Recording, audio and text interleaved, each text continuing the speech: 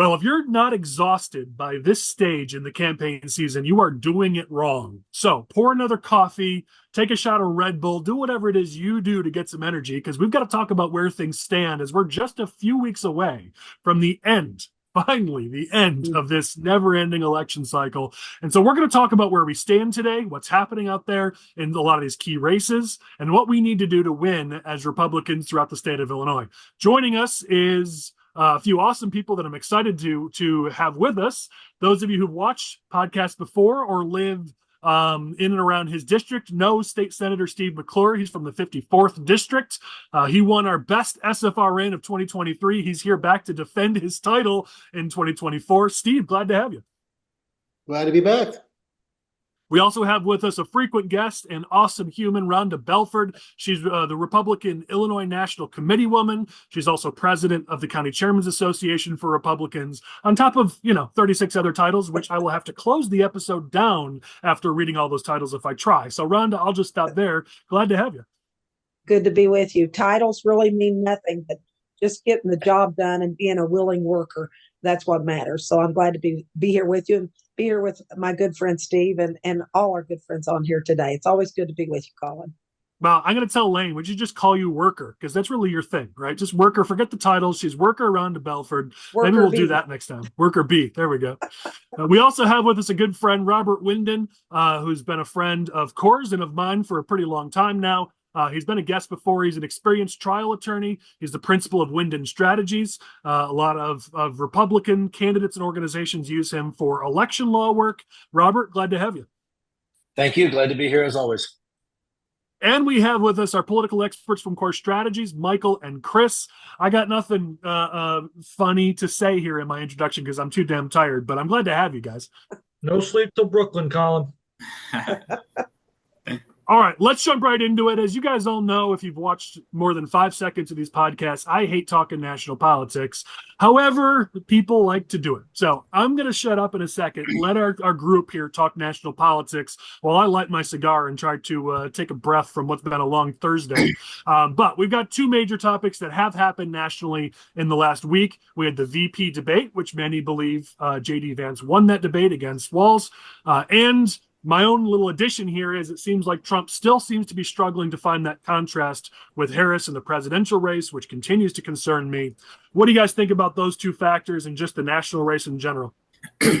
Well, we saw some reporting leading up to the debate that, Walz was nervous and wasn't really sure of himself and how he was going to do. And you always hear some of that rhetoric leading up to a debate because obviously people are trying to set expectations. So we didn't really know if that was true that he was actually, or if they were just trying to, lower those expectations leading into the debate. But, based on his performance, you could tell, especially at the beginning, that he wasn't very comfortable being up there on stage, kind of had some, flubs and things of that nature. And J.D. Vance definitely came prepared. And I think a lot of that is because of the approach the Trump campaign has taken over the course of the last couple of months where, they've done a lot of interviews. They've taken questions from the media and people like Kamala and Walz, they haven't been doing that.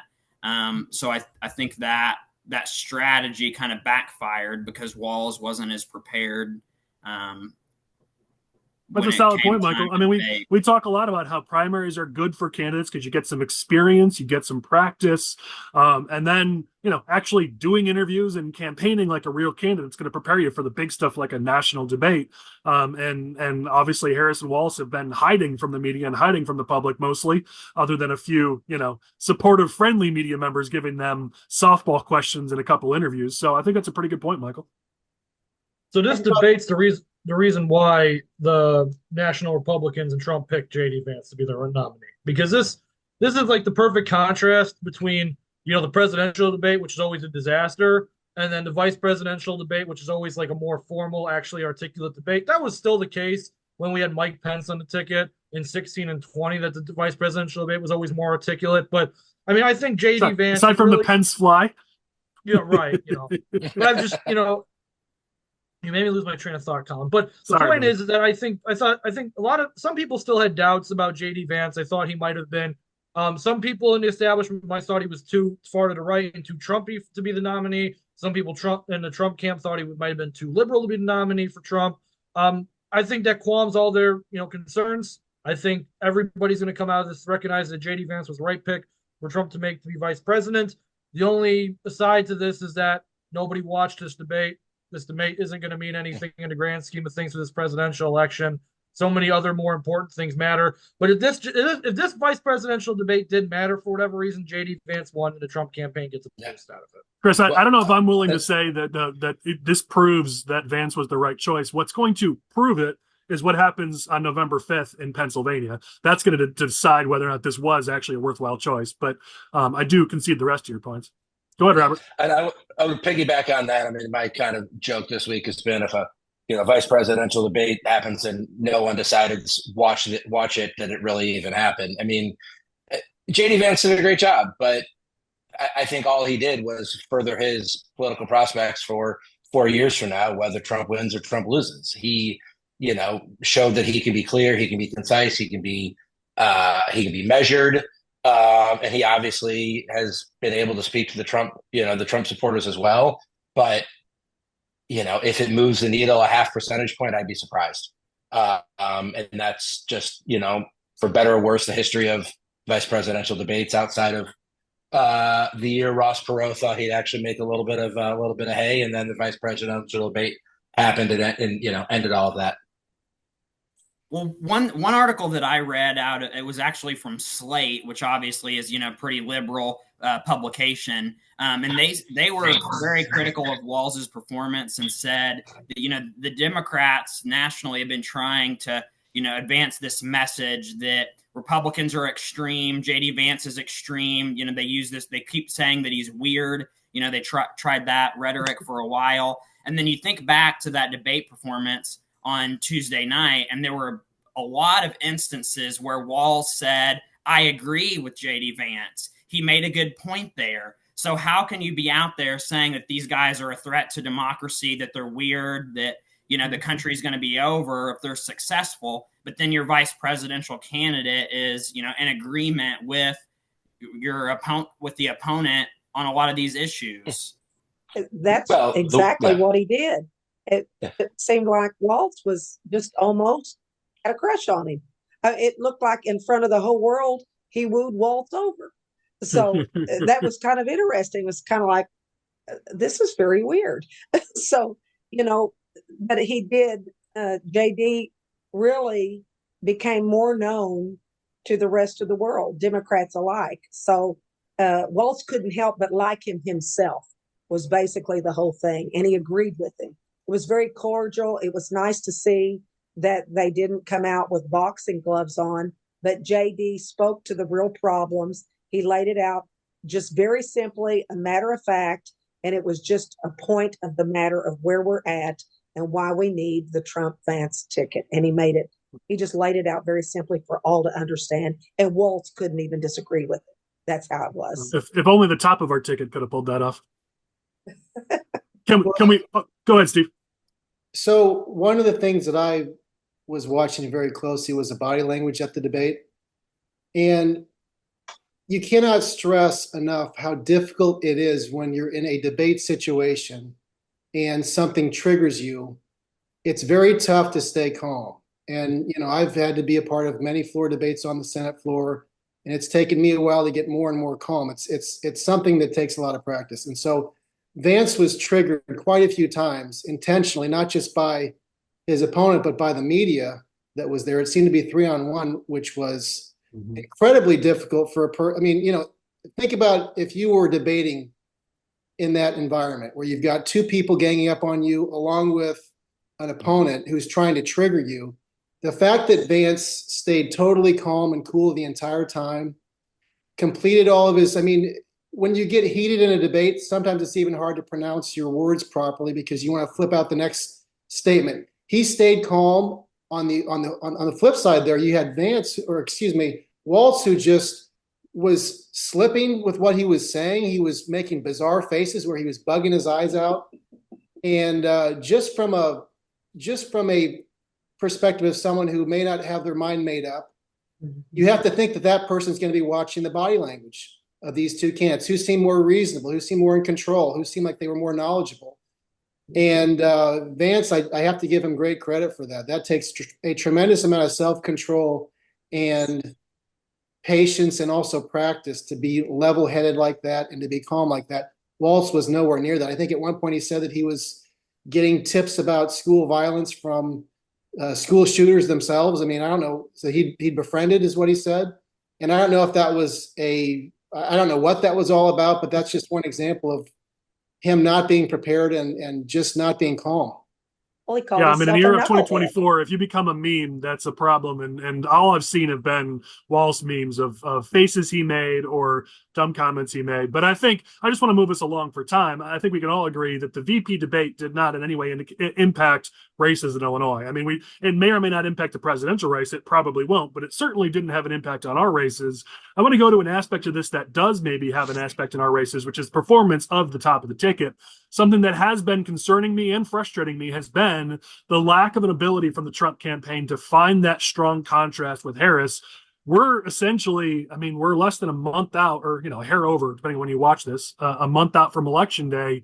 People are voting. Early voting's happening. Vote by mail's been happening. And still, the Trump campaign is kind of floundering, looking for something they can use. Harris has figured out what those lines of attack are. He's for himself. I'm for you. Of course, she has the media to help her. I understand it's easier for her to come up with these narratives, but she's come up with some pretty solid themes that resonate, that I'm sure poll very, very well. All I'm seeing, I saw the Kamala Harris where he's for himself, I'm for you. And then right after that, there was a Trump ad on my TV. And it was all about how Kamala stands for transgenders in prisons. And it was all the transgender issues. And it's clear that they're still trying to find something that they can go after Harris for to show that contrast. And that's not my job, right? But my job is to get Republicans elected in the state of Illinois, and how the top of our ticket performs is going to impact every other race that's on our ballot throughout Illinois in 2024. So we need Trump to get his shit together. And I got to tell you, a month out, I'm getting nervous that it's just not going to happen, because it hasn't happened yet. If you look at the polling, the top three issues are economy, cost of living, and then abortion. And out of those first two, in every poll, even where Kamala Harris is ahead of Trump is the favored candidate to handle the economy and to handle the cost of living. So as far as the two top issues, he is in front on those two issues. And if you look at, I think at this point, the media has been so over the top attempting to protect Harris in an unbelievable way, someone who never got a single vote in the primary, someone who had wanted to censor people on social media if they disagreed with her. And, I think it's just up to Trump to get it out as to who she actually is, because the media is not doing that. I think everybody's made their mind up about Trump at this point. Love him or hate him. And those people, everybody knows him. And most people nationwide and in the swing states all believe that he would do better for the economy and for the cost of living issue that we have, and immigration. Those are like key issues. So he doesn't really need to convince people about that. He just needs to kind of let people know who his opponent is, because quite frankly, the media is failing their due diligence here and deciding to try to cover up who she actually is, which she made some absolutely insane statements. There's a reason why nobody voted for her in the original Democratic primary. She had to drop out before the first vote when she first ran for president. It's because she's a very poor candidate who says a lot of stupid things. And so I think as long as Trump is no matter what the polls say, as long as Trump is the leading figure, the leading candidate on the issues that are the most important, those three top issues, then he's going to win. At least win the Electoral College. He has a path to victory, and I think we've all seen the same polls. The fact that we are in the running in the swing states, despite the fact that Democrats have had all the momentum for 2 months, tells you how weak Democrats are right now. There's a path to victory, to be sure, but that window keeps closing when we're not capitalized on it. I mean, Steve, your point is excellent. We can win on the top issues. So why the hell are we doing TV ads on transgendered people in prisons? We have the path to victory right in front of us. You could talk about how extreme Kamala Harris is, how she's a flip-flopper, how she's never done anything, she has no success. I mean, there's so many ways you can build a contrast that, frankly, kids out of college with a poli-sci degree could probably figure out how to build a contrast in this race. And yet here we are, the Trump campaign hasn't done it. Steve, your point is valid. Anybody who knows what the heck they're doing takes the reins of that campaign. I think Trump wins, but right now they're not on that path. And that's going to hurt all the rest of our candidates if they don't get their act together. Well, I know that early voting, of course, it's happening. And the reports that I'm getting is even these mid-sized counties that would only be seeing about 30 to 40 voters a day for in-person early voting have been spiked up to 200 to 250 a day. And that's not just Democrats that are coming out. Our Republicans are coming out. Now, I don't know if that's, what the breakdown is into, young people, whoever, what that breakdown is, but they are coming out. And they're not just Democrats that are doing that this time. So that is working with the push for swamping the vote, those types of things to bring them out. So I know our young people are getting tired from sitting in on calls and things, that the young people are doing that across the nation. In Illinois, we've still got to hammer that, so, but it's working. They're coming out. So, and that is happening here in Illinois. So. Okay. Any other thoughts as we on what this impact will be down ballot in Illinois before we keep going through our agenda? Or is everybody comfortable we've covered it? All right, everybody's happy. I got a shrug from Michael. I don't really know what that means, but we'll carry on. All right, let's talk about some specific campaigns in Illinois, and then we'll get into some broader topics here. But there's been some topics in specific races. We'll go over to Chris's region in House District 82. I always love it where Democrats are allowed to say anything. They're allowed to lie, make stuff up, attack candidates personally, attack their families, and it's okay. As long as they're attacking Republicans, it's allowed, it's okay. But when Republicans use truth and facts to attack a Democrat, suddenly they're clutching their pearls and their allies in the media are like, oh my goodness, I can't believe they did this. They have to stop it. This isn't fair. And that's what we're seeing in House District 82, where the Democratic candidate, Suzanne Acris, has a ton of ties, far left ties, where she's donated to Brandon Johnson. She donated to members of the squad. She's appeared on talk shows like Talkin' Socialism. She's got ties to the co-chair of the Democratic Socialist Parties and radical activists. There's just a whole bunch as I look through this Oppo document. She has a ton of ties to the far left, and rightfully so. The Republicans and the Laha campaign are putting it out to the public. It's all fact-based. It's all cited. It's all accurate. But of course, the Democrats just freaking out and calling it racism, and the media and their supporters are like, oh, I can't believe Republicans are doing this. Just shows their hypocrisy. But there's a lot to talk about here. From number one, I think it's smart strategy. Close the door here. Laha's race cannot get we can't let this one get close, otherwise we're going to struggle in a whole bunch of other races. So you shut the door, you lock her out, you make the Democrat just unelectable. So the strategy here is smart. But I just find it really funny as I watch Democrats just, floundering over the fact that we did this much when they usually do this much when it comes to dirty campaigning, and that's all okay. Well, look at the what's happened in Springfield. Okay, you've got several Democratic senators who have been either indicted or convicted of crimes just in my short time as a state senator. And right now we have a member of our Senate who has been indicted by the federal government, and he's still serving as a senator. So within Springfield, within the Capitol, there's just so much overwhelming power that they don't want to be questioned on anything, because they're not used to being questioned on anything, because we can make little arguments here and there sometimes, but they'll say, well, we got the power to do whatever we want. So if that's your bubble that you're living in, when you step outside that bubble and just face even a little bit of criticism, you have an incredible overreaction because you're just not used to it. But in any normal state where you've got more of a evenly divided divide between the parties within the Capitol and within state government, they're used to that. But being in the Springfield bubble, it's tough for them to take any criticism once they go back home. And I think that's what you're seeing with stuff like this. Well, that's a good point. For the record, the senator that Senator McClure was talking about is my senator, Emil Jones III.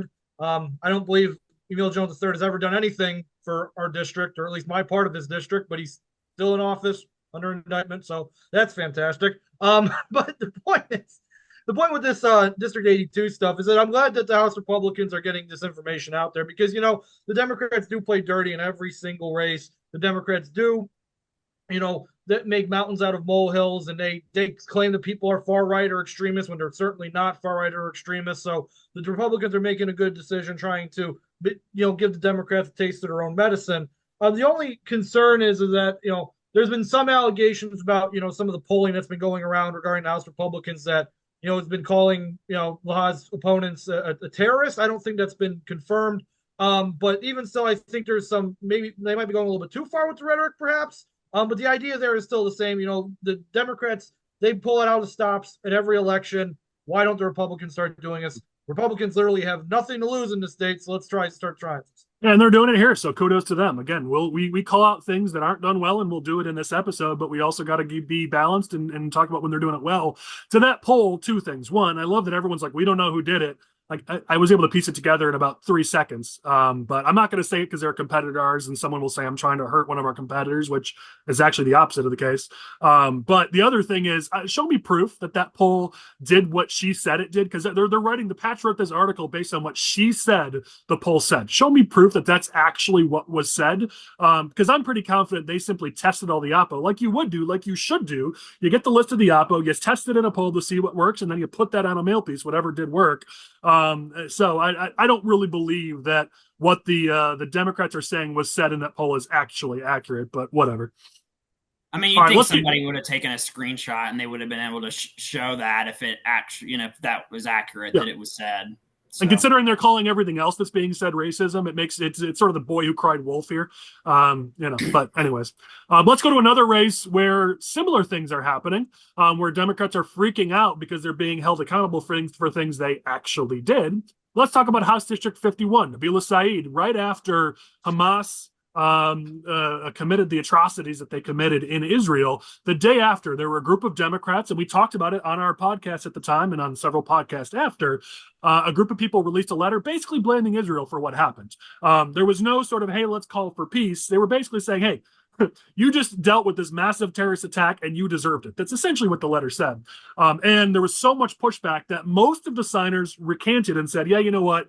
We shouldn't have signed that. We should have been a little bit more balanced and nuanced in our approach. Nabila Saeed was not one of those. She stood by her signature on that letter. So you had to know it was going to be used in the campaign. It was anti-Israel, as have several other things that Saeed has done and said throughout the course of her candidacy and period of being an elected official. And so Tassio Fardike in her campaign rightfully used it against Saeed. And of course, here we go. You've got Democrats and their allies in the media saying, stop it, saying this is hateful, this is racist, this is blah, blah, blah, blah, blah. And literally all they've done is called out the fact that she signed this letter. That's it. Pointed to the fact, and that's it. And that was too much for Saeed and her Democratic allies in the media and in her party.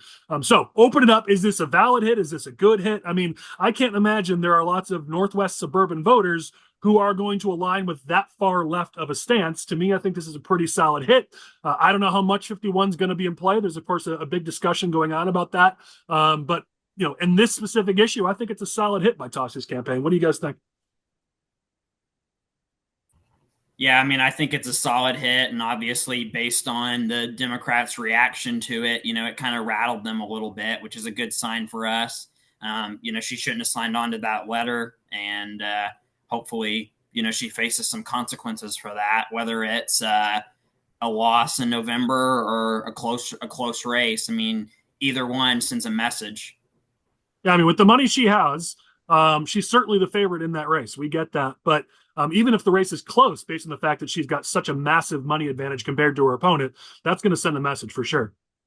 I guess that goes in line with my question was going to be is like, sure, I think it's a solid hit, particularly in the district that it's being used in. But I think the question is how many votes is that going to move in that district? Like, are we talking, is that going to move the race from being a 3-point race to a win for Tassi? I don't know. I think maybe it moves a few votes, but at a given point, you have to, if somebody is passionate about the Israel-Palestine issue, they're probably moving away from Nabila Saeed anyway already. So I don't know how many votes it's already going to move, but again, it's one of those things like credit for them using what they have and using the oppo and seeing what sticks. I mean, you really, in this type of race, you got to pull all the punches. So, I mean, is it going to work to win the race? I don't know, but it's at least, you at least have to try, I guess. Is what you're Yeah, and they're pushing it. I mean, they're putting out a press release this week. She signed a peace pledge, I think they're calling it, and they're calling on Nabila to join them in signing that peace pledge. I mean, they're trying to make hay out of it. And again, these are the kind of things we got to do to win. For too often, Republicans just sort of said, let's put out a couple mailers on taxes. Let's knock on some doors and let's stand toe to toe in a debate maybe, and let's hope we win. Democrats, meanwhile, they pull out all the stops, as you said, Chris, and they do what it takes to win. These are the kind of tactics you have to do, these guerrilla style tactics, if you want to win, which is why we're bringing them up. These are good examples that Republicans around the state need to take notice of, because you got to do more than just put up some signs and put out a couple mail pieces. If you're going to win, you got to get creative. You got to go after your opponents. And these are already, in this podcast, we've shown two good examples of ways you can do that. Obviously, the issues are going to be unique to your race, but let's go fight. Democrats, for them, it's war. We got to stop playing patty cake. Well, and all these problems are problems that these individual Democrats. The previous topic, she was the one that decided to make those contributions to far left causes and candidates. You got Saeed. She made the choice herself to sign this letter. And we're seeing more mistakes like this from House Democrats and Senate Democrats across the state. And it's really good that House and Senate Republicans are making an attempt to take advantage of these. And I think that's part of that. That's the direction that the Democrat Party in Illinois is going, because they don't have that leadership at the top that's telling them, hey, you can't do that. Don't donate to them. Don't sign this letter. That's gone. Everybody's just doing their own thing. And that opens them up to a lot more mistakes. And Michael, as we've talked about on these podcasts, as the Democratic Party goes further and further left in this state, you're seeing it in their actions, in these candidates, in their campaigns. And Steve made a really valid point. They don't feel threatened down in Springfield. We've talked about it the last month or so. Democrats feel pretty cocky in Illinois. They think they're going to run the table. So who cares? Do whatever the heck you want. It's creating opportunities. And maybe it bites them this November. Maybe it bites them 2 Novembers from now. Who knows? But these things aren't going away. And they're crossing the line. There's no line. The lines are being blurred. And at some point, we've got to take a stand, and we've got to call these things out. They've got to be called out. There's a difference with just playing dirty and actually standing for something and calling things out. Yeah, exactly. Let's move on to our next district. We've got a few more specific districts, then we'll get into more broad topics that I'm sure everyone will have thoughts on. But let's talk about Chris's favorite Democrat, Harry Benton, in House District 97. Just got to tweet Chris any chance I get because it's fun to do it. But once again, a Democrat has been called out for hypocrisy in their own campaign. So Harry Benton is one of many Democrats talking about how they've cut taxes and lowered the grocery tax. But it turns out Harry Benton didn't actually vote to lower the grocery tax. And now he's talking circles about, I wanted to vote for it, but then I didn't like this, I didn't like that. Republicans can never, give that level of nuance because we're not allowed to. And I don't think Harry Benton should be allowed to either. And kudos, the left-leaning blog called him out for it. Not hard, but they did call him out for it a little bit. And I know the Shanahan campaign has been calling him out for it as well, as a liar, as a flip-flopper, which, is absolutely true here. And rightfully so. Harry Benton should be called out for this. Chris, I know you've been high on Shanahan. I'll set the record straight. I was teasing before. Curious your thoughts on what's going on here. Well, I think I know why Harry was flip-flopping on this issue, because Harry used to be a Plainfield Village trustee, and he's very close with the mayor over there in Plainfield. So I'm assuming the mayor probably gave him a call and said, hey, we need the grocery tax. Don't do this. So that's, I probably just gave a better reasoning for why he didn't vote for it than he probably did. But no, I mean, I'm I'm giving so much props to HRO this week. We got to find something that's about them that's pissing me off, because I can't keep doing this, Colin. But props to them. I mean, they actually start calling them out for this. I mean, it's a tax issue. So as soon as HRO heard tax, they had to be all over it. Like there's your hit on HRO for the week, everyone. But no, I mean, they're going to use everything they have that they can against Benton. They're going to give it a real college try. I've been high on Shanahan's chances in that race. I think the media should have called Benton out on this a whole lot earlier. If a Republican did something like this, it would have been done the second after the vote was taken. But because it was Harry Benton, a Democrat, nobody pays attention to these sorts of things. So again, props to Team Shanahan for getting it out there. I know they're pounding the doors hard over there, so they're giving it their all. So let's see if they can take out Benton. Well, I guess that's my question, which is, I'm a broken record on this, which is why are we putting so much money in this race? I know why. Shanahan's a very likable person. She's a hardworking candidate. I get all that. She's also got a lot of ties into people that are close allies of the minority leader. So I get the factors as to why we're putting money here, but I'm looking at the spend. We're spending hundreds of thousands of dollars on this race.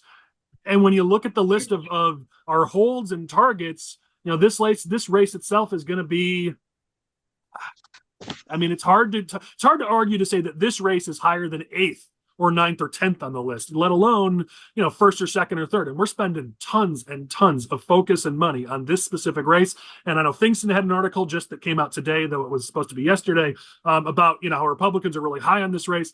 I get it. But I'm just saying right now, we're going to have a lot of conversations after November 5th about why'd we spend X on this race when that probably could have put us over the edge in these other races that were much closer to a potential win. That's the risk you're taking here by spending so much money on a race that frankly isn't tier 1. Well, frankly, I think I'm going to tell you why I think they're spending so much money on this. From a numbers perspective, and this is like the simplest numbers perspective ever. It's because District 97 was a Republican district before the 2022 election. That doesn't mean, obviously, there was a remap before that, and it was a different representative. Batnick was an incumbent and all these things. But in the minds of some people, they see District 97. We had this district up until 2 years ago. Why can't we have it again? And the mentality is that you have to take risks on some districts like this if you ever want to get anywhere close to relevancy in the state house again. But you're right, Colin. If we were purely basing this off of numbers, like how many percentage points did this candidate win in the precincts that make up in this district, and what do these numbers look like? You're right. 97 isn't very high, but probably only because if Batnick held this seat up until 2 years ago, they're going to make it go at it. I mean, Trump lost it by 10. Rauner lost it by 9. Locally, Republicans don't even do overly well. It plays D1 to D5 even locally. It's hard to make a case on the data perspective. And I know people like Batnick are data guys. It just is hard to make a case for this district being such a high spend, other than personal factors. But hey, listen, one of us is going to be wrong on November 5th. If it's me, I will, as I've proven in previous episodes, I will start the episode off by apologizing and saying I was wrong. So let's we'll see what happens. All right, let's keep moving along. We have been able to have a look at a negative ad that's being put up in House District 45. I don't know if it's going up on TV, if it's on digital, OTT, maybe all of the above. But the Rebeletti campaign's coming out with a pretty tough-hitting ad on their opponent, which, by the way, I've been saying Deuter for the longest time. I guess according to the ad, it's Deuter, so apparently I've been saying it wrong, so I'm corrected. But a lot of us looked at that ad, said it was good production quality, much better than some of the other stuff that HRO's been doing. There's some solid hits in there. Chris, I know you and I had some thoughts about, taxes. We keep talking about the issue with taxes, but overall it was a pretty solid hit. And if the Republicans put a good amount behind this ad and these kind of hits, we might be able to make a play here in House District 45. No, I really like how they hit Deuter on the water rates, because we've been talking about like utilities and the cost of utilities and about how Republicans never use it. So I think it's good that we're actually starting to use something like that in this particular case, because Deuter's when you talk cost of living, it's more than just taxes. So yeah, you're right. Right. So like Deuter's a older woman in Elmhurst, I believe. So obviously she's going to be tied to every type of rate hike or tax increase there. Still too tax heavy, but HRO loves her taxes. We know this. Production quality is great. Like maybe not fantastic, superb, but it's for what you're working with. For a House District race, it's very good. Yeah, it's very good production quality. You've been seeing that the House Republicans have picked up the production quality over the years. And again, like this is in the same line of thinking I was talking about with 97. This is 45. Mazzocchi lost it by 6 votes. It's obviously not that low. I'm being hyperbolic, but she lost it by 6 votes in 2022. And this is now an open seat because the person who beat her turned out to be nuts.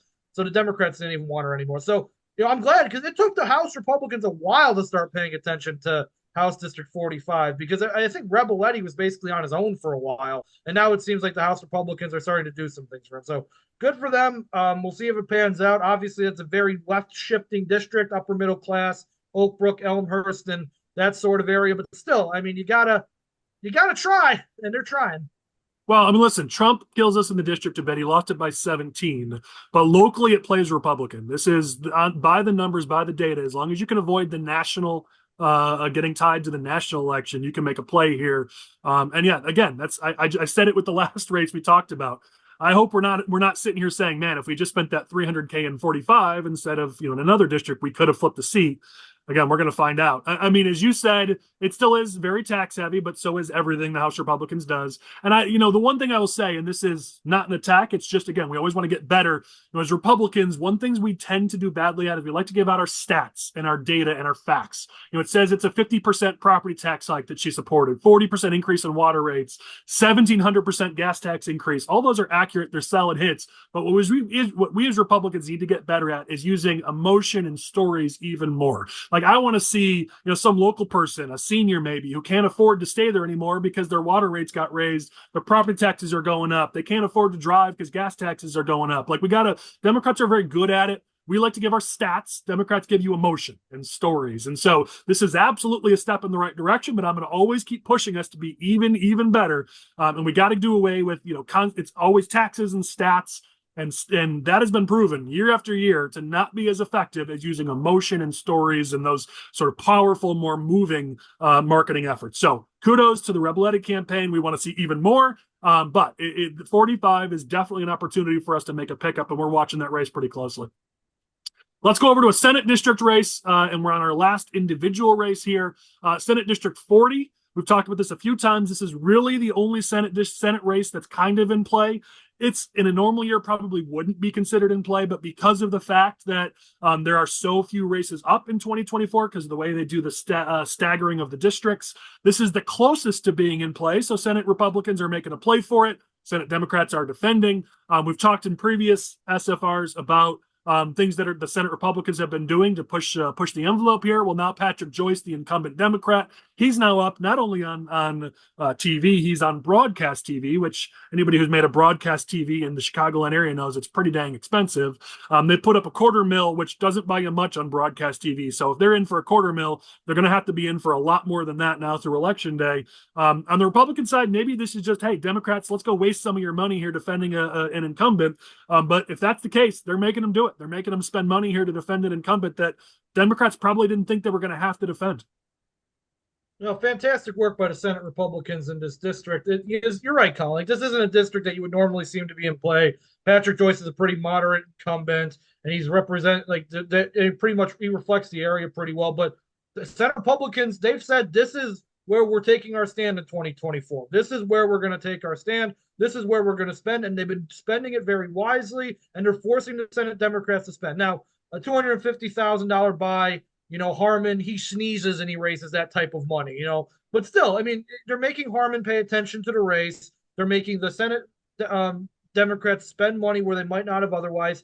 The Senate Democrats did something similar in 2022 with this seat where they put like $2 million in the broadcast TV in the last 2 weeks of the campaign because they suddenly got scared that they might lose Joyce. I wouldn't be surprised if that's the case here. Maybe they saw some polling in that race and it spooked them a little bit. So it's like, hey, let's start throwing some money at broadcast TV. And I think once we see these ads go up, we'll be able to tell what their polling is actually going to look like based on what the ad content is. It might be similar to some of the other ads they've been putting out there, probably heavy on abortion.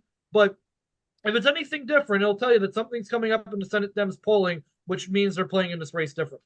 Now, listen, Trump only lost it by 6. I mean, we're talking about some of these districts we're talking about playing in. Trump has done much less, I don't know, whatever. He has not done as well. It's a working class district. There's a reason why Republicans have been looking at that region. So there's a reason why on paper, there's some signs that, hey, listen, if everything aligns, I don't know that this is the cycle everything's aligning. But to your point, Chris, that's why I said, if you're in for 250, you're going to have to be in for more because that doesn't buy you a lot of points on Chicago broadcast TV. If you're in for 250 now, you're going to have to spend $1 million or $2 million to stay up all the way through Election Day. So if at minimum, we've made Harman waste some money so that 2 years from now, they got a little less in the kitty. All right. I like it.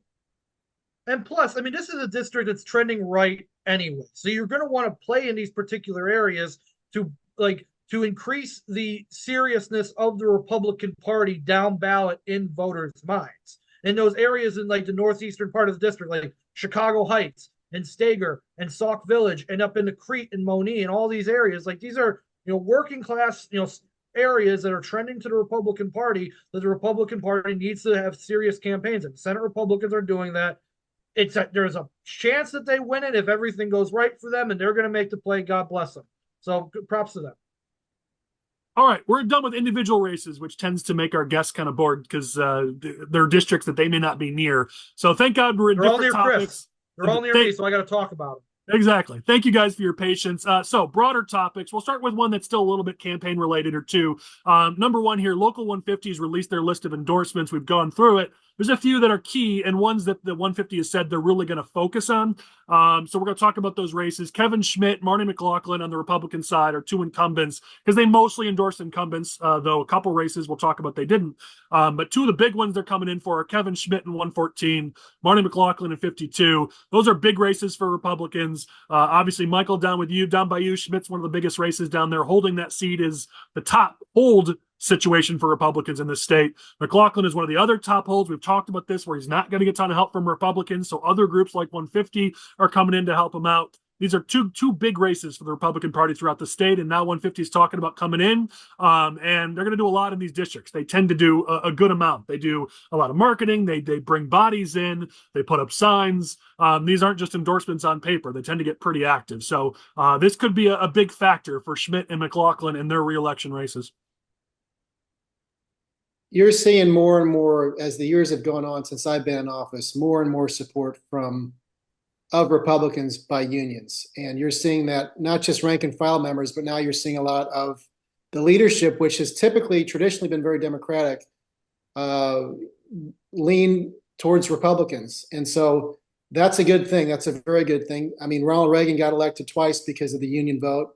And certainly a lot of people supported President Trump that are union members. And that's why he won the first time when he ran for office. And so I think this is all positive. The fact that you're seeing these two Republicans that are being very strongly supported by 150, that's all good. That's all good news, because to build a coalition that wins our state, we have to have a lot of union people to support our party. And that's just a fact. Yeah, we need working families or we ain't going to win.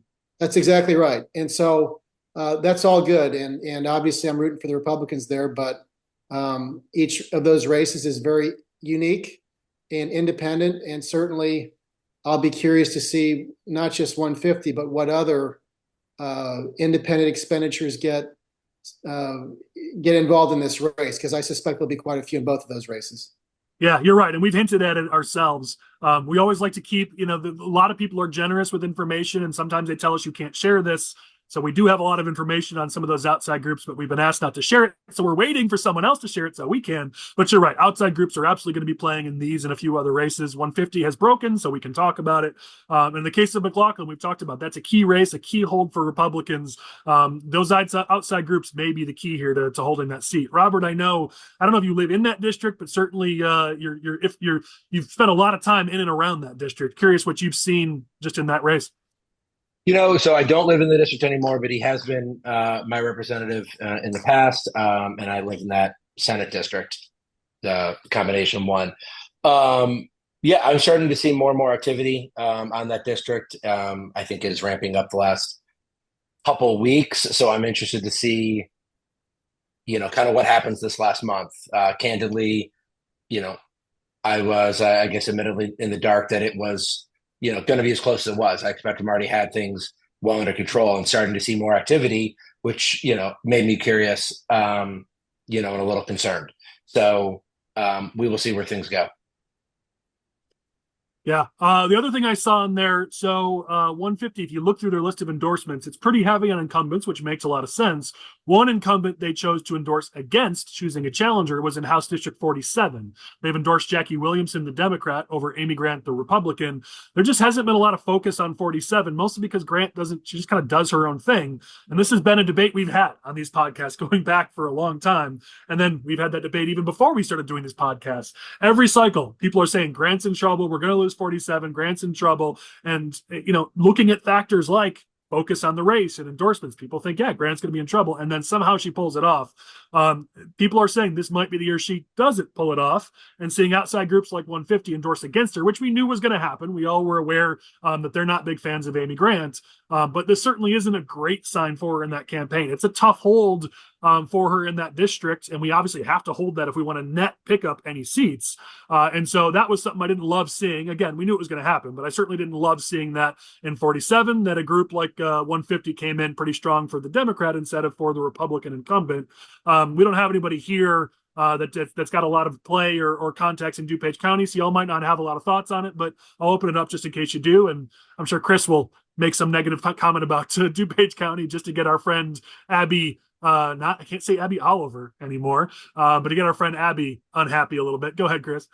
The thing about the Amy Grant race, Colin, is, we talk about like the Schmidt seat, the Schweitzer seat, like those are like the two races where it's like, the most likely to flip or whatever. But, I think Grant's seat is because it's just so sleepy. Everybody's coming into 114. Everybody's coming into 104. That's where the money's being spent. And then you look at Amy Grant in 47, it's just like, what's going on over there? This isn't like, the House Republicans aren't making like some last stand here like they are for like, Schmidt and Schweitzer to save this incumbent when, honestly, Grant's numbers, district numbers are worse than either of those two other districts. So that's why I think so many people are pessimistic on Amy Grant, because it's just like, it's so sleepy. Nothing's going on. No one's coming to save her. It's better for us in some ways. It's worse for us in others. I mean, Trump doesn't do as badly there. He lost it by 12, which obviously isn't great, but he does worse than 45. 12. So I guess we'll take 12. What's that? 12, Colin. 12 is not some insignificant. No, I get it. But here's the thing. It's extreme. Just like all of DuPage County, it's extremely swingy from the top of the ticket to the rest, because the rest of the Republicans in that district win by an average of 9. So you see there the huge delta of 21 points between how Trump does versus how the rest of Republicans do. And so I am a little bit perplexed why we're not doing more there. Maybe there's polling that says that, she's toast. I don't know. But again, we should be spending money there to hold that seat versus some of these other races that are just so much further out of play for us. It's just got me, it's scratching my head a little bit. The only state, oh no, I'm looking at the wrong district. Yeah, even still, the only Republican who won this district from a state perspective was Amy Grant. Even Demmer lost it for the treasurer's race, Colin. Like, this isn't. I know what you're saying. We've got it as R5. So I mean, on balance, we've got it more like R5. Like I think if any race, like you're looking at like districts where Trump won, like Jackie Haas, Nicola Haas, there's more stuff going on in those races than there are in this one. So that's why I'm that's my concern. I mean, listen, usually by now I'd have put out my own polls, but my fun money is being spent on diapers and clothing for my little one. So I don't have the cash to go run a bunch of polls right now. I'd want to know, because again, the fact that they're spending money on Nicola Ha, which is a safer district for Republicans, and it looks like we're not doing as much for Amy Grant as that we should be, at least. That scares me that maybe the polls are saying 47 just it's being written off. I don't know. We'll find out in November. Again, by now I usually would have some polling data because I'd put out a poll myself. But Teddy's more important to me than running some poll for the rest of you people. So we're just going to all make guesses instead. Well, I know they're looking for more Trump signs in that neck of the woods and things like that. So that ought to tell you that people are looking and wanting to go more Republican again. I mean, I know they're looking for more things on the national level. Okay. So well, it's good to know. I think it would be helping. Another group that's come out with their endorsements, we'll keep moving along, is Planned Parenthood in Illinois. They've come out with their list of endorsements. Nothing in here has been overly surprising with the list of endorsements. They've also backed this up with having days of action that they've planned. They're going to be in Barrington, which allows them to play in both House District 52 and 51, so that makes a lot of sense. They're going to be in Westmont, which is obviously, we've talked about it, that Rebeletti race in 45. They're going to be in Wheaton, so trying to take out Amy Grant in 47. They're going to be in DeKalb, which is the old Yednock seat, Liz Bishop, where Republicans are trying to pick up that open seat. They're going to be in Bloomington, which is interesting, backing up Sharon Chung in 91.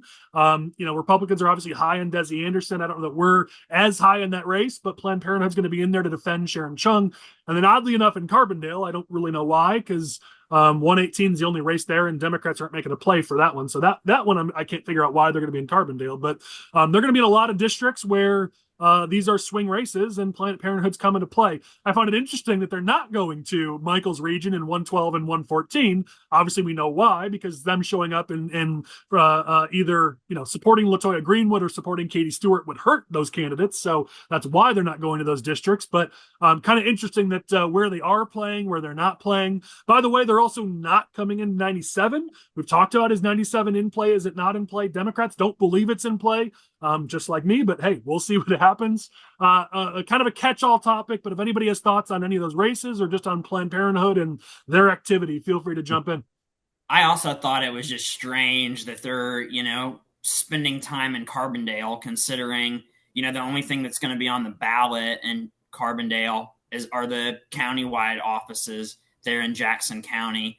So it's kind of like, why would they be doing that? I mean, maybe they're just trying to make some inroads in there for the next election, since obviously that'll, that Jackson County is a pocket where the, a statewide Democrat can get some votes.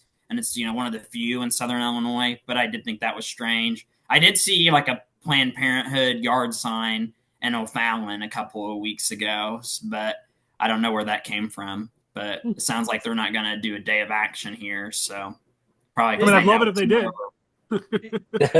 So, Colin, I'll pipe in there. It's interesting to hear that they're coming to Barrington.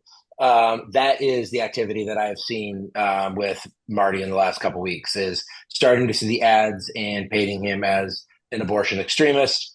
And candidly, like, I see why that's where they're going. That's the way they're going to go after him. That in that suburban area, that's what's going to play. It's not going to play the economy. It's not going to play the other issues that Republicans are going to have it, leg up on. It is suburban, moderate voters that are pro-choice, and they are going to try to hammer that home and see if they can, swing one more district and just keep inroads for Republicans, for being even harder in the future. Yeah, my funny guess was that maybe they misspoke when they put Carbondale. Maybe they meant Collinsville, and they just have no idea. It's on their website with an event for Carbondale. I don't know. I don't know. That's the only guess I could have. Or maybe they're just running everything out of Carbondale because they couldn't get anybody to rent them an office or something in Collinsville. I'm just guessing here. I mean, 118. I mean, Pritzker won it in 2018, but no one's running it. No Democrats running in 118. So it's like, I don't know what they're doing. I don't know. Maybe they're just really trying to push the pro-abortion agenda in Southern Illinois. Maybe they're trying to gain some new converts or something. I don't know. Yeah, could be. All right, here's where now we're getting to the very broad topic. So this is where I know we're going to have a lot of thoughts, and Rhonda is probably going to be upset with me on this topic. And Rhonda's my favorite person, so this doesn't make me excited, but we got to talk about it. It's been put out over the last week or so what the infrastructure Democrats have been building in the state. And it's a sad contrast to what we as Republicans have, and we need to talk about it. Not to run down our party, but just to talk about what we're up against. Democrats are planning a $1 million advertising push for down ballot races. They've got 115 down ballot races that they're going to be focusing on. They've hired year-round staffers, 14 of them. They've got 12 satellite offices that they've opened up. They're providing turnout data and voter contact info to look to their Republican organization or to Democrat organizations and candidates. They've just got this massive apparatus that they've put in place in the state of Illinois. And if you look at the contrast in this article, Republicans, it's basically like, here's 10 paragraphs of all the things Democrats are doing, and Republicans are sending some emails. And I know I'm being a little bit down when I say that. Republicans are doing well with this swamp the vote, this bank the vote strategy in this campaign. I know the people who are running it, they're doing everything they can with the resources they have, which is sadly right now just mostly email. So they're pounding away at the email. And according to the Republican Party, they have 200,000 people who have committed to voting early. So that's awesome. I love it. But you compare that to what the Democrats have been able to put together, this puts all of our candidates at a disadvantage. These field offices, these full-time staff members. I mean, it's just, we are looking at a massive uphill battle when you look at the infrastructure advantage that Democrats have versus Republicans in the state. And it's not to attack anybody. I know we've had a change in leadership in the party, but it's just the reality, and we got to talk about it. So curious what you guys have as thoughts on sort of that the difference between the infrastructure right now that Democrats have versus Republicans. Well, true enough, we're kind of at an uphill battle as far as financially. We don't have as much money. We are using this swamp the vote strategy, and which I've mentioned, it encompasses a whole lot of different things, not just email, but text messaging, different types of things like that. So it's not just an email type of strategy.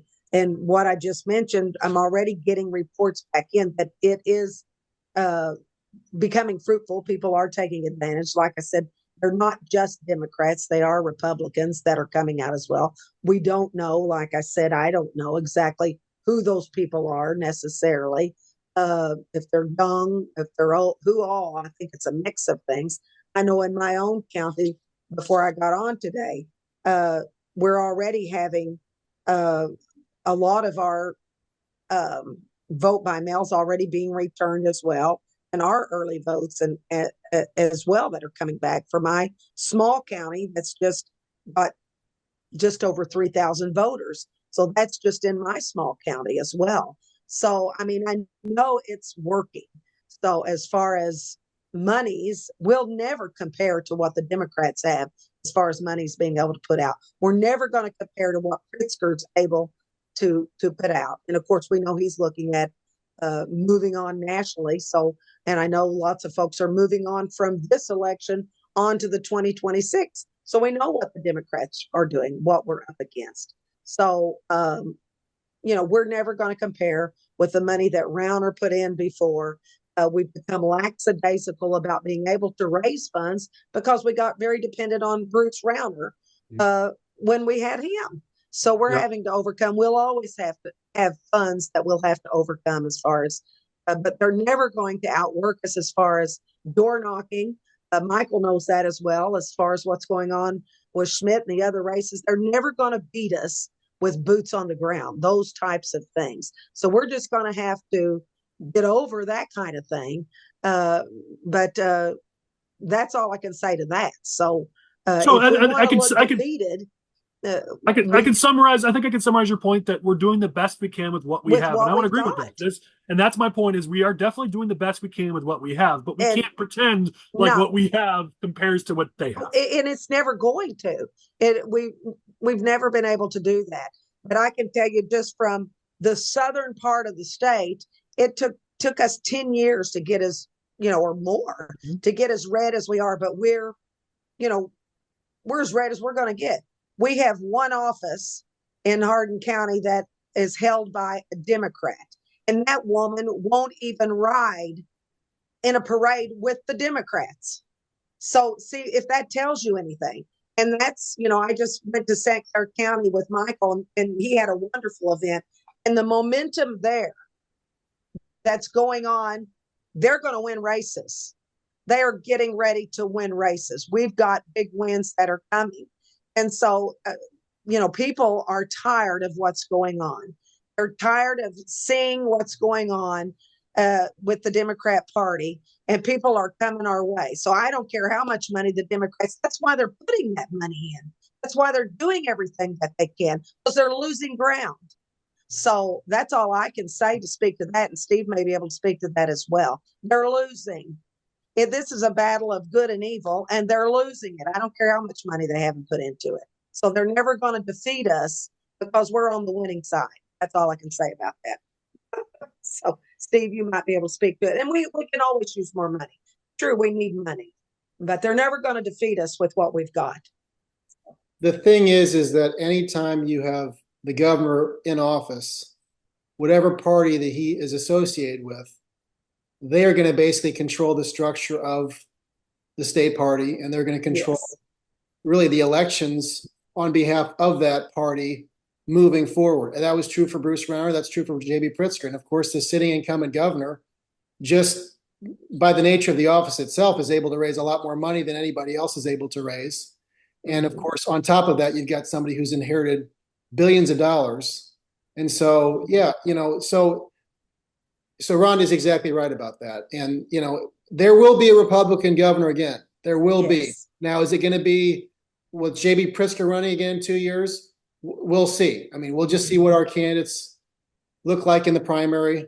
But in the meantime, the focus is, as Rhonda said, in these local races. And, we went from 18 Republicans to 19 Republicans. And the seat that we picked up in the last election cycle was a seat where we were outspent by a ton.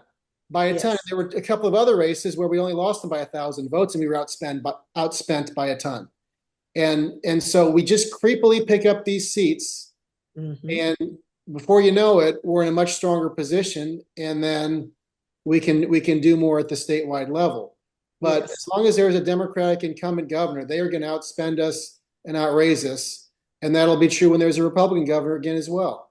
And so Mhm. we'll see, if Trump is the victor here, then, I think Pritzker's going to run probably for president in the next race. If Harris wins, I think there's a good chance that Pritzker could be in that administration. And then therefore, Pritzker and all of his money goes away. And all of a sudden, you've got a very different ball game in our state. And so, there are just these times in history where you have this overwhelming financial advantage because of the wealth of a particular person and because of their position. We just have to ride this out a little bit. But we'll be back and keep making as many improvements as we can and be ready when the time is right for us to win statewide again. And we just have to keep making these inroads a little bit at a time. And it doesn't happen overnight. If anybody thinks it's going to happen overnight, they're wrong, because you just have to do that a little bit at a time. And that's why it was so inspiring to listen to J.D. Vance, who gave clear answers why the Trump Vance ticket will turn it around at the national level. While it will do a trickle down effect for our statewide offices and our countywide, that's why all politics is local. So, and it means everything. So Well, let's keep. I appreciate the positivity. I think Chris and I felt like we were being too positive this episode, so we had to bring just a little bit of balance here. No, One more topic on that balance, just because this is something we've been frustrated by, and personally, I've been very frustrated by. We've got new guests. I'd love to hear what you guys have to say about this, which is, House Republicans with all their messaging and marketing, it's always taxes, taxes, taxes. We've been screaming from the rooftops, it's cost of living, it's not taxes, as has every poll, as has every national political expert, as have the Democrats. They keep talking about cost of living.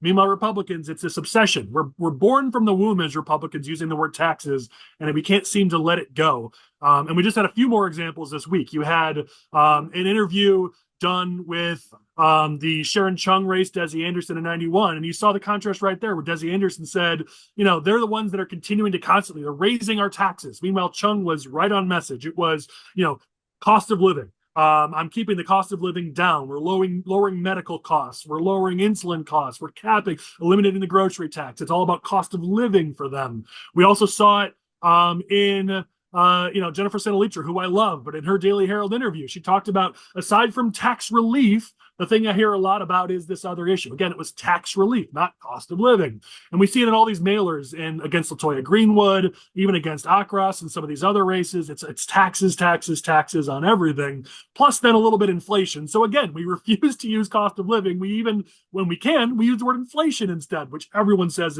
is a mistake, not just us. It's driving me crazy because you've got to be clear to the voters about the things that you're going to fix that they care about. And they have told us over and over for years now, it's cost of living. That's it. That's the number one issue. And yet, some of our campaigns have figured this out, but from the House Republican side, it's still just this obsession with taxes. We've got 3 new guests on this episode. Tell me either I'm crazy or maybe join us in pleading with the Republicans to improve their messaging in the final 4 weeks. Robert, you want to go first. for it, man. Yep.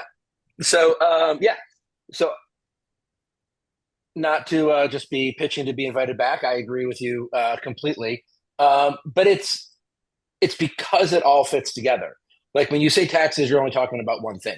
When you say inflation, you're only talking about one thing. When you say cost of living, and when that's the message, it allows us to talk about everything else. Look, high inflation doesn't matter if everybody's income goes up at the same rate, right? But it's when we have what we have now, where inflation is going up at this ridiculous rate. And of course, people's income isn't raising at the same rate.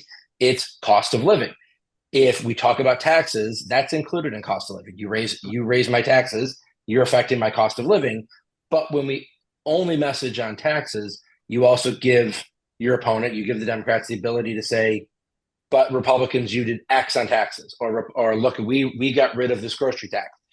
You allow them we lowered the gas tax, even though they didn't. You give them that out when you make it about taxes.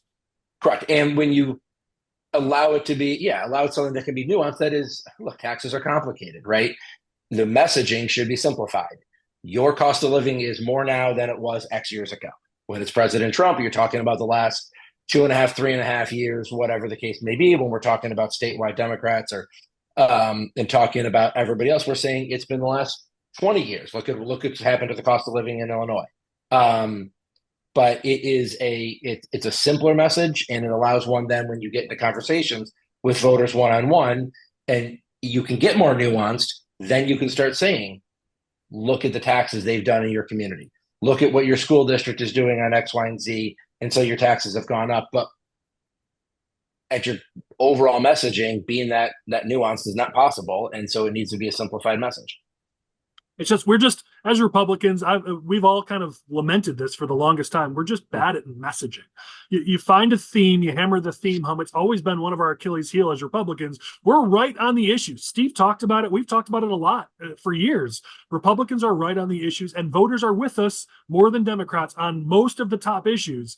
It's just how you message that. It's how you bring it to the voters. That's always been where we've failed more than fundraising, more than anything else. We have struggled with the way that we message and communicate to voters.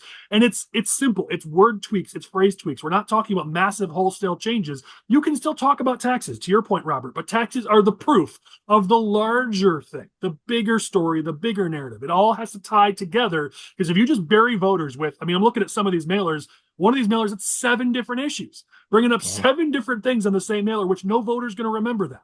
You give them one thing to remember. It's cost of living. And then all these other things are proof of that larger thing. You're just asking them to remember one thing now instead of 7 different things. Alan, you hit the nail right on the head. And it's been a frustration of mine watching some Republican races. The Democrats have a theme. The themes are so superficial. It's not the substance that is, lacking here. It's the messaging, as you said, the theme. If you think of the national races, you can think about, Bush and Kerry, Kerry's a flip-flopper, that sort of stuff. And you can still remember it after all these years. And locally, when there was a big Senate race between Doris Turner and Sandy Hamilton, the Doris Turner campaign was very good about messaging.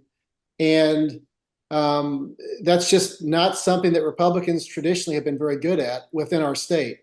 And without something that is easily sticking to your brain when you go into that ballot box, you're not going to remember your state rep or state Senate candidates. Maybe you remember the congressional candidates, but for the most part, voters do not remember these things. And you talked about the mailers where there's way too many issues. It takes like 7 mailers for one issue to stick to voters in their minds, let alone if you've got your one mailer and that you got no more mailers and there's 7 issues on this one mailer.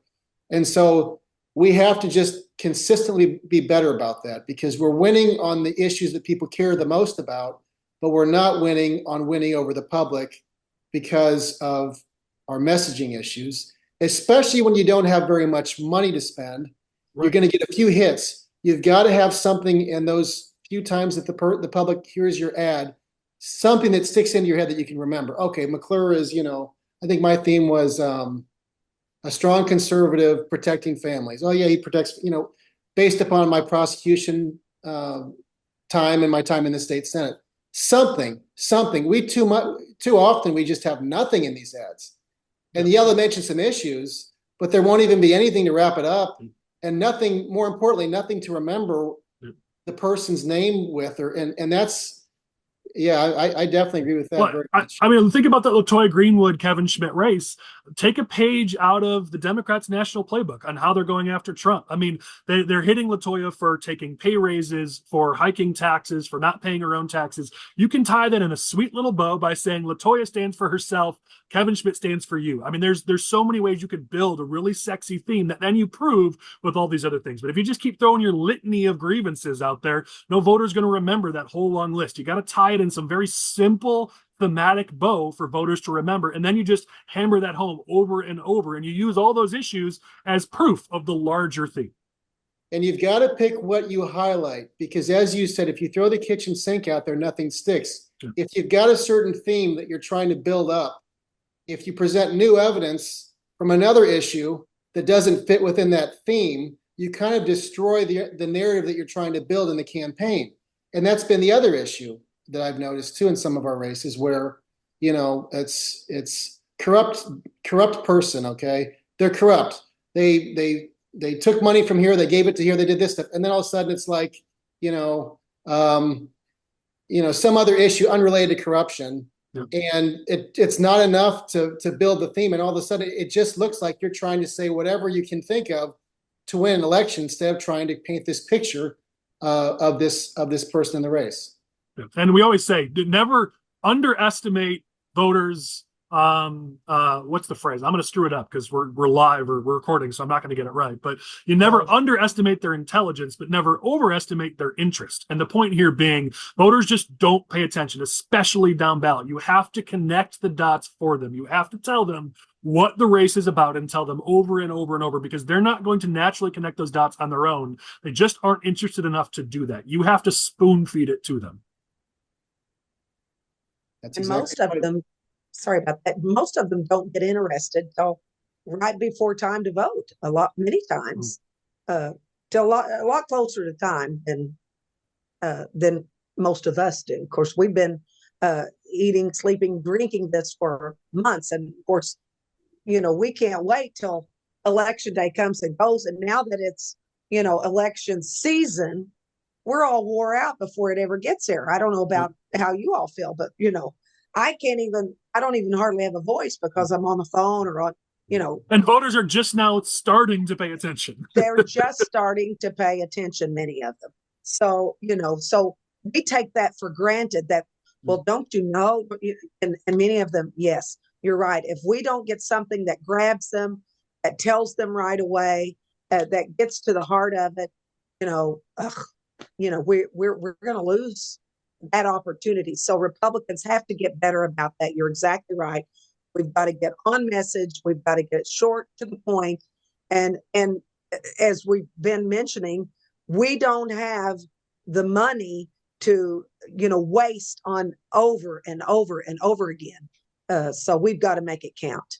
Yeah. I mean, to your point from our previous topic, we have to be better and way better to win. I mean, Yes. I do trainings in other states. We run campaigns in other states, and in many other states, we don't have this deficit that we have in Illinois, which is why I do the training, because if we can win here, we can win anywhere because we have this massive deficit. And the point is, we have to be that much better to overcome what we have to overcome to win in the state. And this is one of the areas, in effort. I mean, we're knocking on doors, we're working our butts off. Like, on effort, Republicans are doing an awesome job in 2024 in Illinois, but we have to do better than Democrats in every area. And even then, we might not still win because we face so many headwinds. And this is one of those areas we just have to really get better.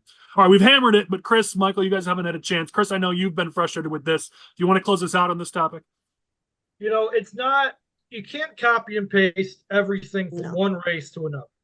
It's not just taxes across this state. Because one of the things that Republicans have been trying to say for a very long time is that really the state isn't really the one who taxes you most of the time. It's your local school district, your local library district, your local township, your local village. That's where your property taxes are going. That's where your taxes are going. So you can't just copy and paste the same taxes message from this district to that district. Every district's unique.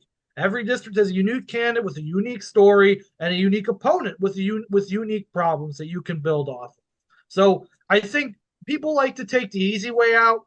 Just take one type of idea, spread it around all over. No, you have your candidate, you have their opponent. Let's run a race. Let's run these races for real. But the problem is, and let's be real with ourselves here for a second, everybody. The problem is that there is only really one group of people who do the races at the House level. It's the House Republicans. They do the races. It's not like they have. Usually they don't have people like Chris that there to tell them, let's run our race this way for like individual candidates. They don't really have that often. So it's really, when you have that top-down type leadership, you have to kind of cut corners and say, well, we're running 87 races here. Let's all talk about taxes. I think it's got to be specific to the race, specific to the candidate, specific to the opponent. That's how you run effective campaign. All right. Well, we've got 3 topics that are political, but more in the news that we got to talk about. Then we'll close down because we're over time. We got to talk about this. Some anti-Israel protesters went after Illinois Treasurer Mike Frerichs in this last week. And it got pretty pathetic. I mean, here, I'm going to defend a Democrat, but this is just awful. They protested his event, a fundraiser that he had, which that's fine. No problem there. But then they went and protested outside his house at 4 a.m. They defaced his property with paint. They were chanting and using megaphones outside. They set We know you have 1-year-olds in the house. We're not going to let them sleep. Literally calling out that he has 1-year-old twins in the house, going after him and his family. I mean, it just got really nasty and frankly pathetic. I don't care where you stand on that issue. These kind of tactics are just abhorrent and they deserve to be called out. We can talk about the political aspect of this, which just further emphasizes the split within the Democratic Party that's being caused by this ever widening war in the Middle East. And we've talked about that a lot. And here's yet another example. But I want to kick it off with just absolutely calling this out on how unacceptable this was. Not outside somebody's home. Don't attack their kids. Don't call out, we're going to keep your 1-year-old from being able to sleep at 4 a.m. And frankly, saying we know you have 1-year-olds in there, like, it's just so many tactics that if they did that to me, I honestly don't know how I would be able to respond and how I'd be able to keep my cool. It just was absolutely over the line and it deserves to be called out. Beyond that, again, there's a political aspect to this. If you guys would like to talk about that, I'll just open it up if you guys have thoughts on this, but it was a pretty pathetic and horrible situation. Well, I just say obviously that's terrible, and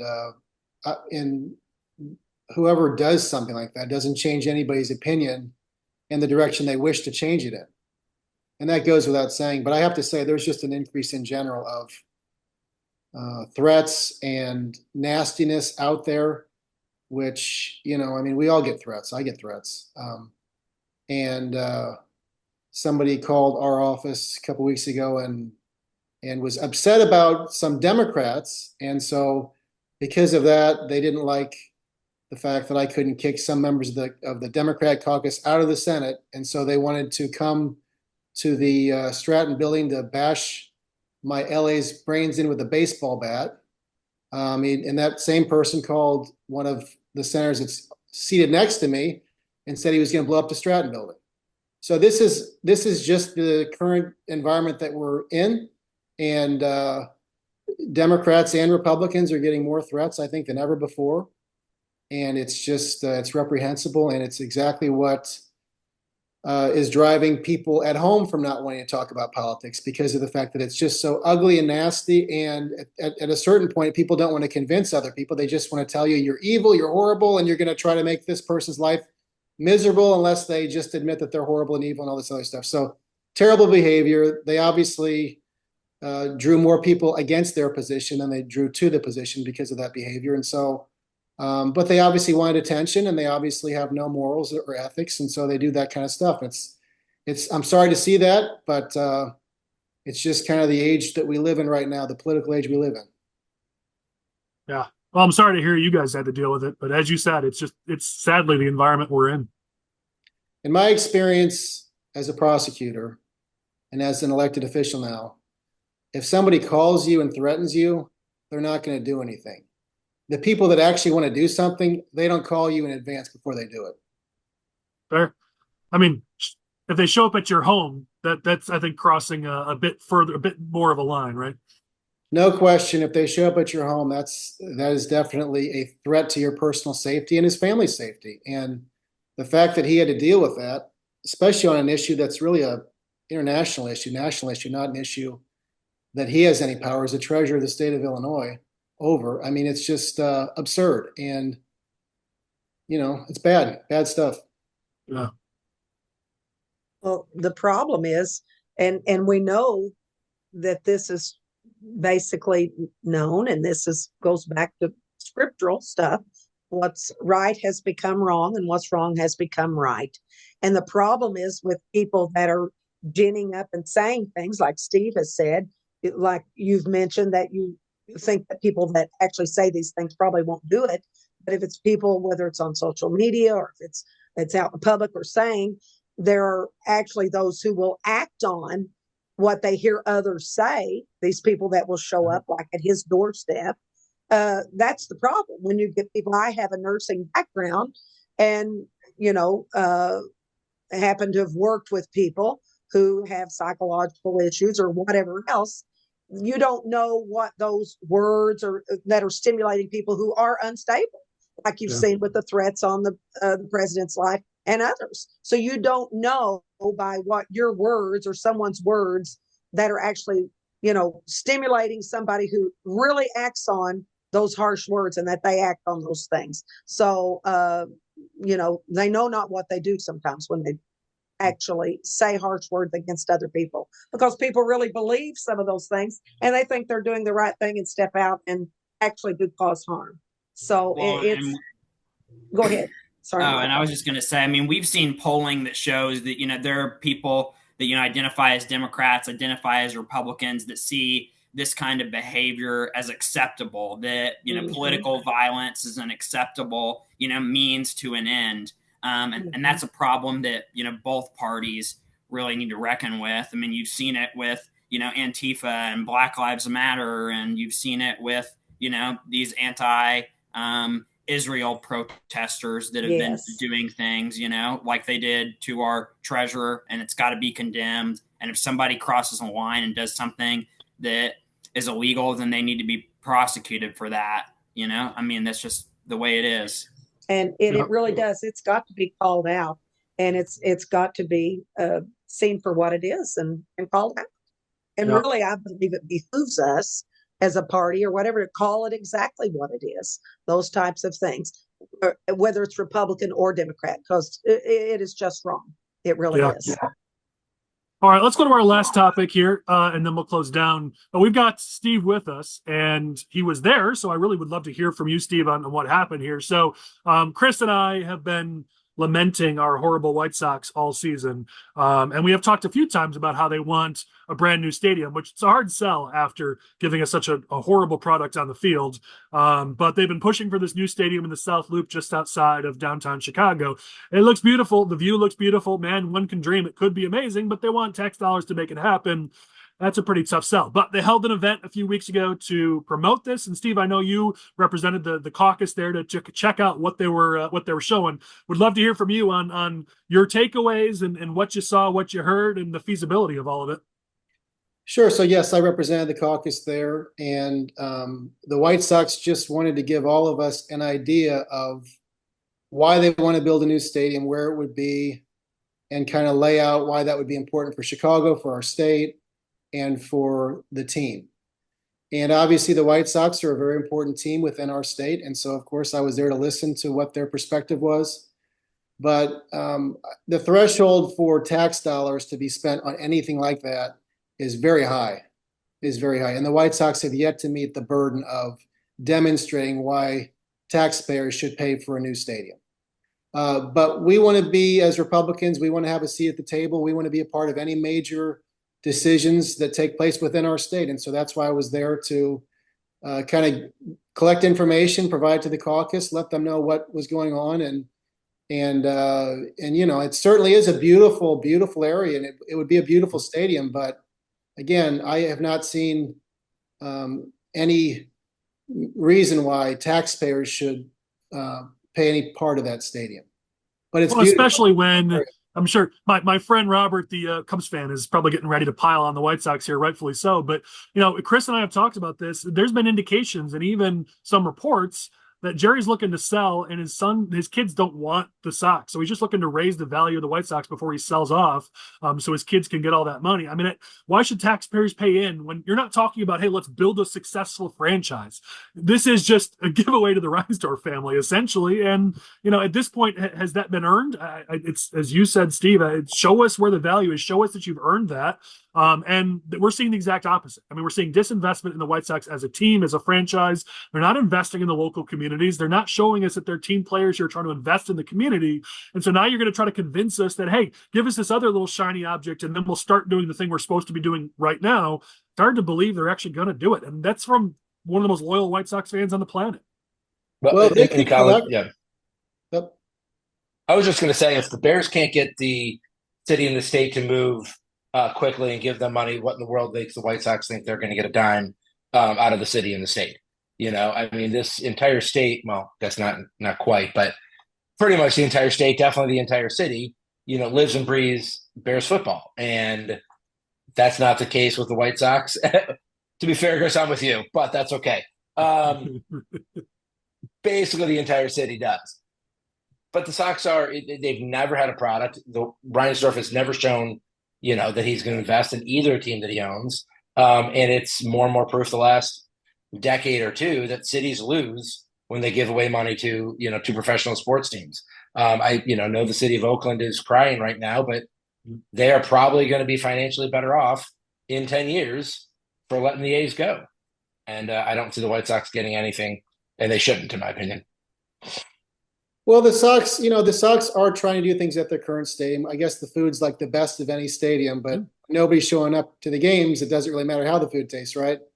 And certainly, within this environment where you've got, as was mentioned, the Bears and other sports teams in Chicago wanting to also build new stadiums, that just adds to the environment that makes it where any politician that would be looking at a proposal from any stadium has to be very, very concerned about how the taxpayers themselves would react to public funding for that project. And, the thing is, in the White Sox, World Series champions, and have certainly done a lot in the sports world right now.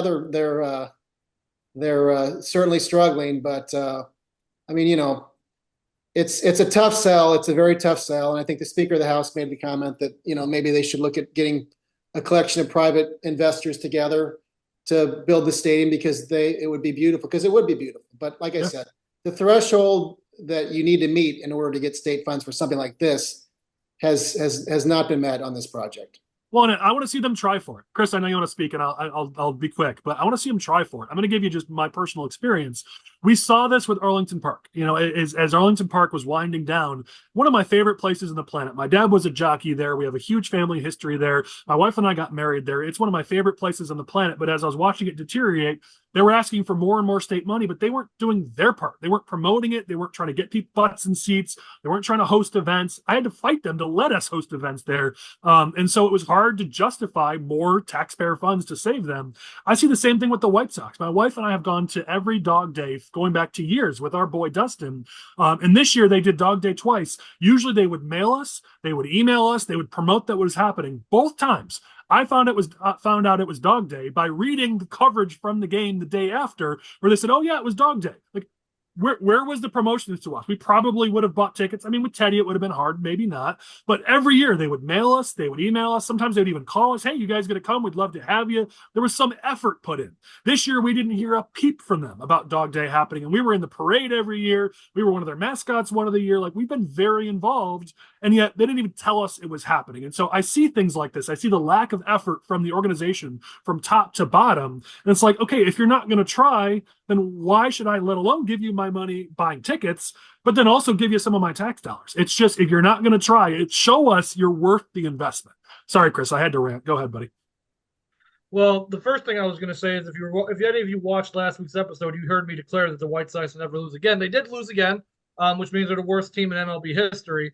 And I wonder if the White Sox hitting true rock bottom, the worst team ever, if this is going to change Reinsdorf's mentality that maybe we have to put a quality product on the field first before I start asking the state of Illinois for some money. Because I think, hypothetically, let's say in a couple of years the White Sox make the playoffs and we have put a decent product together, and people, I go to the games anyway because I'm a masochist, of course, but you start getting your Collins back in the stadium. You start bringing your Butlers up to watch them play the Cardinals. It's actually like a good time again. Maybe that will bring enough capital in for Reinsdorf where he can support the state with some of his own money and with private investment, so that the state's not paying for the whole thing like they did in 1989 when we almost moved to Tampa, Florida for some reason. So I think that maybe, God willing, Reinsdorf has a come to Jesus moment and says, I'm going to actually put a quality product on the field, and the state can actually be justified in giving me some money for a new stadium. That hasn't been the consensus yet. But the one thing I will say is that a lot of people talk about Reinsdorf selling the team, and they want Reinsdorf to sell the team. And sometimes I believe that too. My concern always is that if Reinsdorf sells the team, he'll send it to the highest bidder, and who knows what they're going to do with the team at that point. We might be in Nashville. We might be in Oklahoma City. We might be in Omaha. Who knows? That's what my biggest concern is that while Reinsdorf hasn't done a very good job with the team, it's the devil you know versus the devil you don't. Let's hopefully get our things back on track here. And then, Steve and the Senate Republicans can do their due diligence and we get a new baseball stadium. Well, it's hard. Listen, it's really hard to watch AJ Hinch do a damn good job managing the Detroit Tigers. When we got Tony La Russa instead, thanks to Reinsdorf. They're just it's It wasn't failure after LaRussa's failure fault, after Kyle. failure. It wasn't LaRussa's fault. This team won a division under Tony La Russa. They won a division. They made the playoffs, and the next year they were 500. Colin, You're saying we wouldn't have been better I would hiring kill AJ to be Hinch? a 500 baseball team, Colin.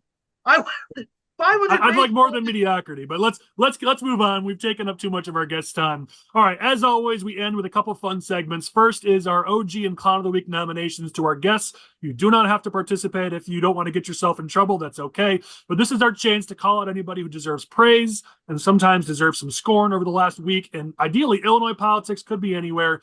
Feel free to toss in your nominations if you wish. I would say on OG of the Week, I would like to nominate State Senator Terry Bryant for all the work that she's doing related to Department of Corrections and the crisis they have on their hands there, especially with Michael. It's not a crisis; it's just panic attacks, buddy.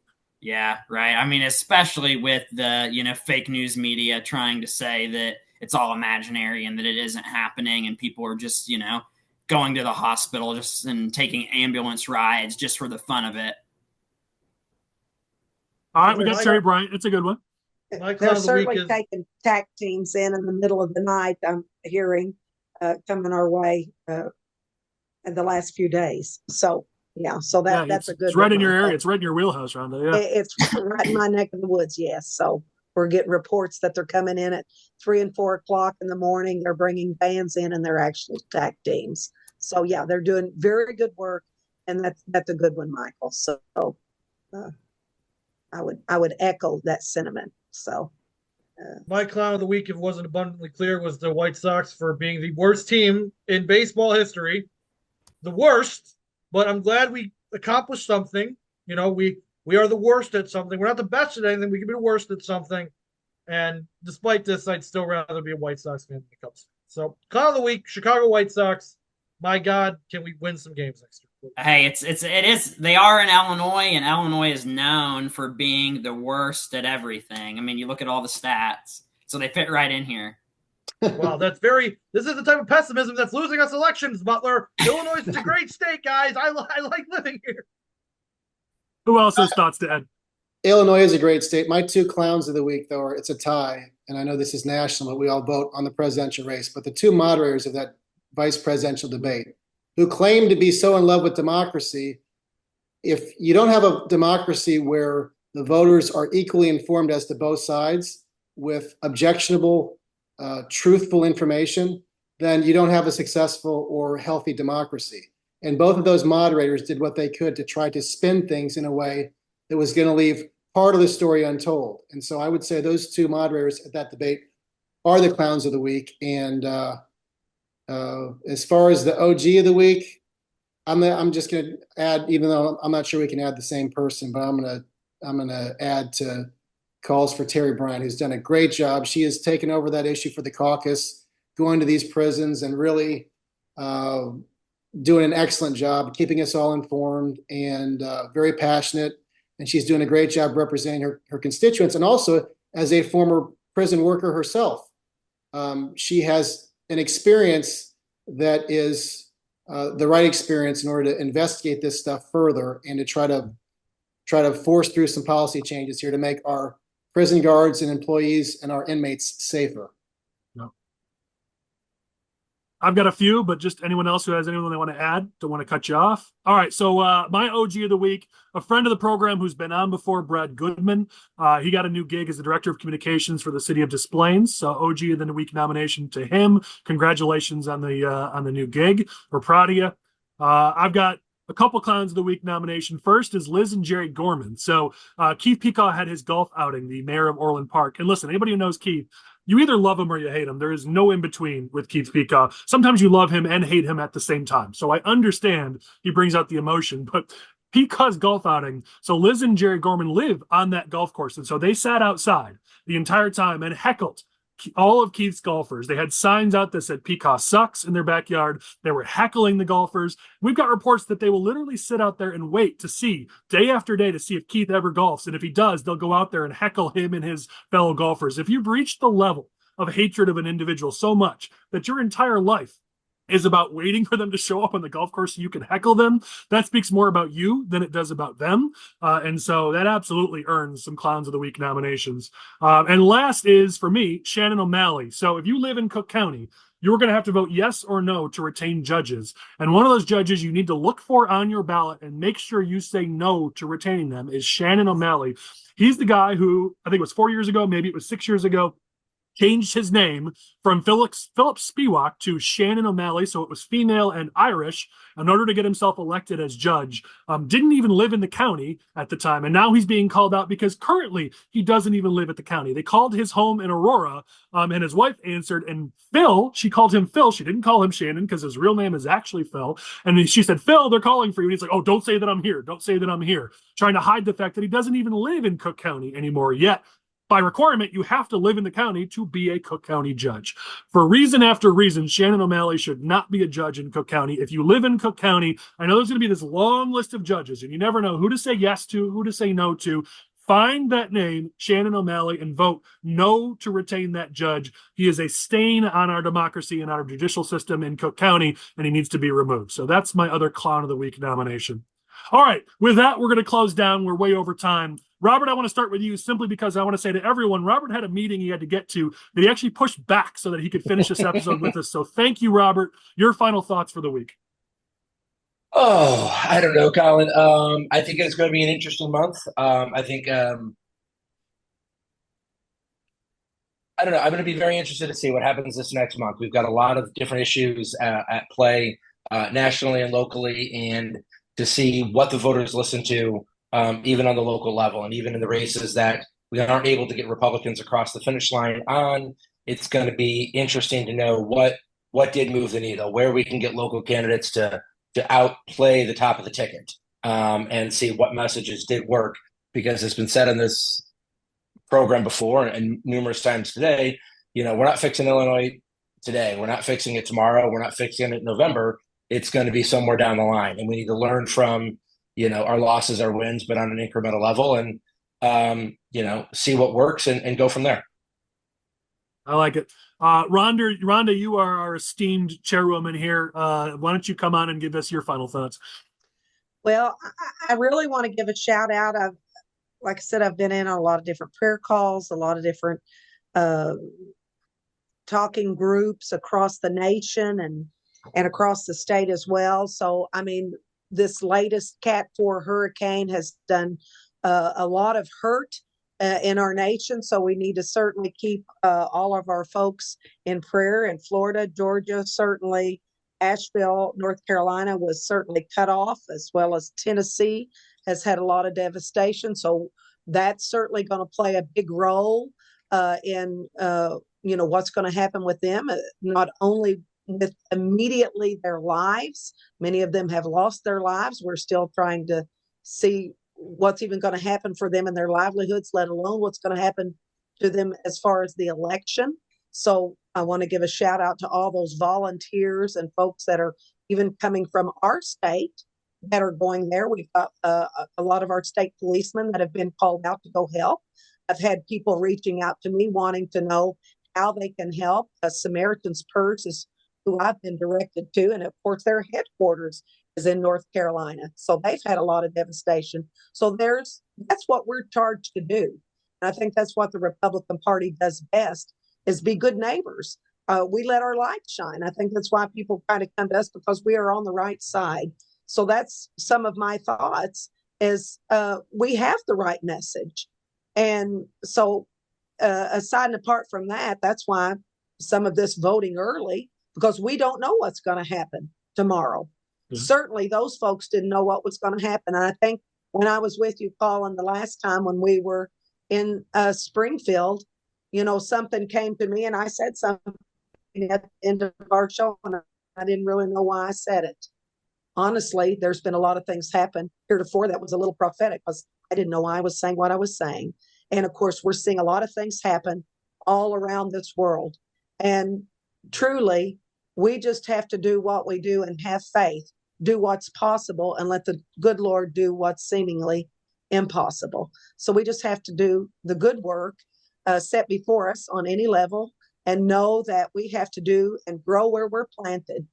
That's in our counties, that's in our regions, that's in our state. And I just want to commend all of you, Steve and Robert and Chris and Colin and Michael, for what you do, and for bringing this information forward so people can make good decisions.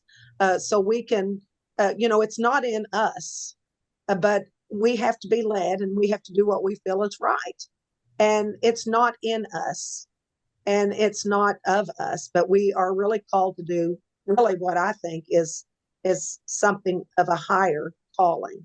And Well, so to your point, it's it's Republicans, conservatives who tend to take action when there's a need. And one of my best friends is one of the leaders conservatively nationwide, and he's organizing a massive relief effort in North Carolina. And yes. To your point, I mean, I love to And see that we take action when there's a problem. We take action we're called to do that in all things. And one of the things that came out, something Mike Huckabee said, and it's the faith believers, and if and they step up and do, whether it's called to action because of crises and we are in a crisis.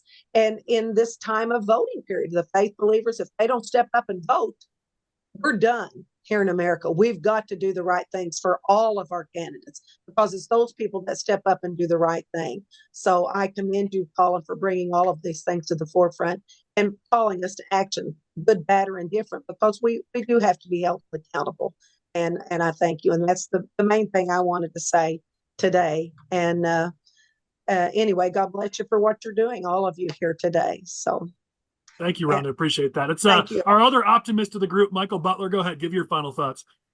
I was just going to say, we've got basically, a month until this November election. There's a lot of important races on your ballot across the state. It's important to get out there and spread the word for our candidates, get that message to those undecided voters, because this November election is going to have ramifications for what happens in 2026. So let's get out there and flip some seats. I love it. Chris, you brought the heat this week. You're just slightly beaten up by Steve. So go ahead, Chris, and we'll close out with Steve. 33 more days, everyone. We're going to see what happens first, the election or me getting my beard trimmed and my hair cut. We'll see what happens first. As you may or may not know, the longshoremen from Maine and Texas are going on strike this week. You're going to be hearing a lot of stuff from the TV telling you that the longshoremen are bad and this is their fault. Everybody's at fault here. Nobody's innocent. Nobody's guilty. Everybody's guilty. The longshoremen may want too much, and the companies may not want to give enough what they're supposed to. And the Biden administration, for whatever reason, felt no need to actually stop this strike after they spent every legal and illegal tactic possible to stop the rail strike a couple of years ago. They're just going to let the longshoremen go on strike now. So it's important. We're not going to be able to get goods into the country because of this, but always remember there's more than one side to a story. The longshoremen have serious grievances, and there are serious grievances on behalf of the companies too. It's not one-sided, but everybody, it's going to be big. So we'll see how it affects the election, but it's going to be something we're going to have to deal with for the next few weeks.